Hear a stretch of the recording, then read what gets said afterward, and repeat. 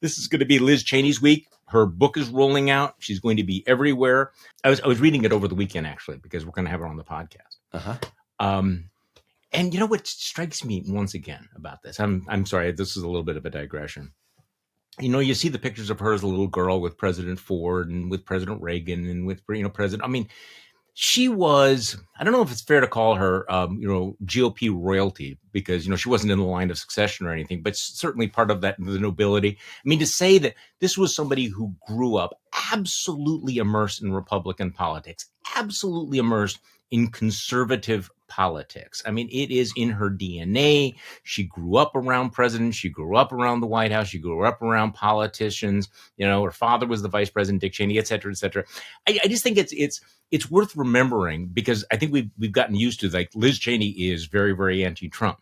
The fact that these warnings are coming from Liz Cheney and Dick Cheney is still remarkable. And it's a sign of how quickly we normalize things, that the fact that this was the number 3 Republican in Congress. I'm sorry to dwell on this for a moment, but let's listen to Liz Cheney and how far she's willing to go in sounding the alarm of what might be coming down the road. This is Liz Cheney over the weekend. We're facing a situation with respect to the 2024 election where it's an existential crisis. And we have to ensure that we don't have a situation where an election that might be thrown into the House of Representatives is overseen by a Republican majority. So you would prefer a Democratic majority? I believe very strongly in those principles and ideals that have defined the Republican Party. But the Republican Party of today has made a choice, and they haven't chosen the Constitution. And so I do think it presents a threat if the Republicans are in the majority in January 2025. Okay, now I understand there's going to be a certain group of people who are going to say, well, of course, that's the bare minimum. No, this is Liz Cheney, who spent her entire life in Republican politics, saying that I think it's too dangerous not just to have Donald Trump in power, but to have a Republican Congress in power.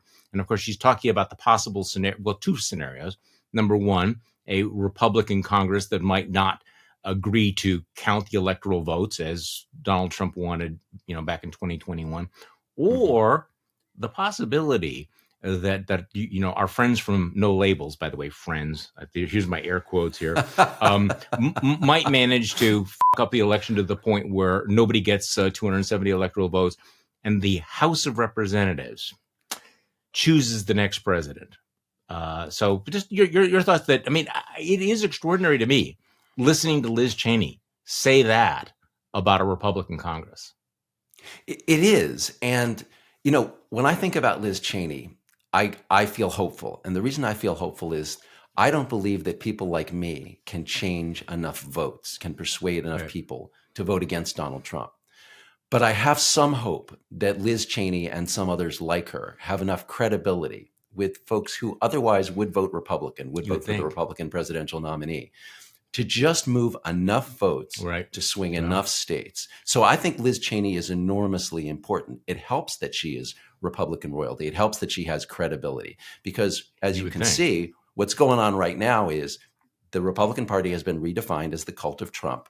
And therefore, anyone, no matter what their legacy, no matter what their previous royalty status was, who turns against Trump is dismissed as a quote, rhino. So I think it's very important. That line that she said there, Charlie, she said to John Dickerson, I've always supported the principles and ideals that past tense, defined the Republican Party.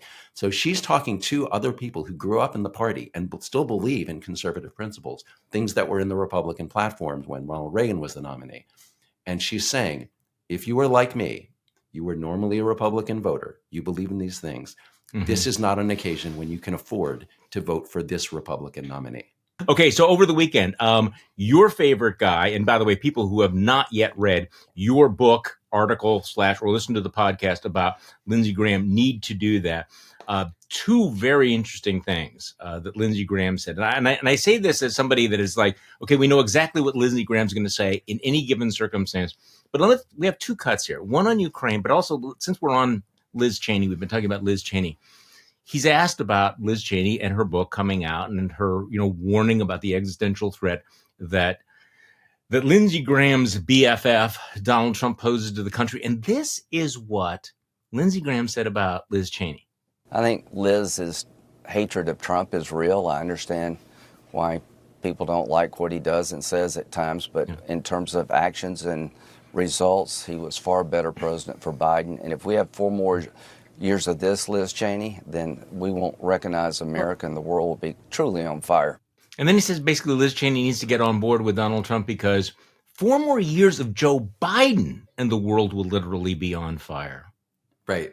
And wow. that is, I mean, he's so far down the rabbit hole. Can you even see where he is now? Sure. It's and so this is something I talked about in the article about Graham, and it's true of lots of others.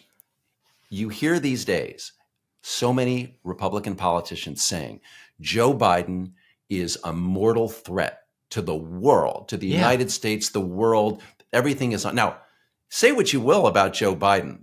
Things are at least okay. Like inflation is too high. The border's a mess. But it's not like we're in a world historical crisis. But these Republicans need to believe this, and they need to persuade their voters. It's psychological need. So, right. Yeah, you have to. Joe Biden has to be the devil because Donald Trump is the next closest thing to the devil, and so you've got to make this is a really important. This is really an important point. So, as Donald Trump becomes more and more awful, the psychological pressure to make Biden an existential threat rises, right? Because you go, yeah, Donald Trump is all these things. He's going to destroy the Constitution and all this other stuff. But now I must believe that Biden will be worse. And so the stakes get higher and higher. The pressure to demonize, it's not enough to say that Joe Biden he's old and he's senile. No, he's old and he's senile, but he's also Satan on fire, right? He literally, but Graham says the world will be on fire. And that's what you have to believe to support this criminal Donald Trump for president.